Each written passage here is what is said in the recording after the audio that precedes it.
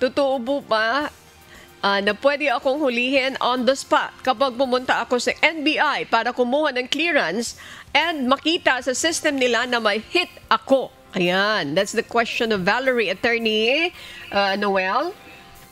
Maraming pwedeng mangyari, pero normally, since ang NBI ay siya po yung nag-i-issue lang po ng clearance at kadalasan wala naman silang copy ng warrant of arrest. Kahit na naka-indicate doon sa kanilang system na mayroong kang pending case, criminal case, hindi nangangahulugan na pwede kang arestuhin on the spot. Bakit ho?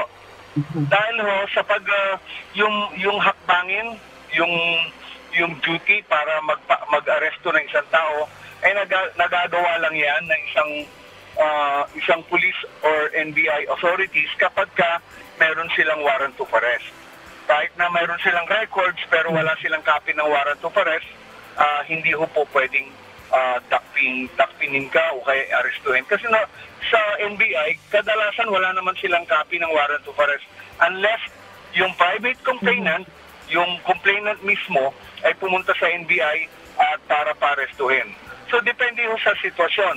Kung halimbawa bago pa lang yung kaso at totoo namang ni-refer yung warrant of arrest ay nasa NBI, pwede hong ma-aresto kagad-kagad. Pero kadalasan, alam nyo, pag kumukuha kayo ng clearance sa NBI, hindi ka naman basta-basta kukuha doon na alam mo na may kaso ka. Pero kung halimbawa, ang kaso mo, mayroon ng 5 taon, 4 na taon, o kaya 3 taon nang nakakalipas, at pagka alam mo, mayroon kang kaso pa rin. Pero yung kaso mo ay hindi na lumalakad, maaaring may warrant of arrest ka, pero hindi ka pwedeng arestuhin on the spot unless na mayroon silang warrant of arrest. So, ibig sabihin lang nito, ang sinasabi ko, kung wala silang warrant of arrest, kahit na may record sila, ay hindi ho kayo pwedeng hulihin.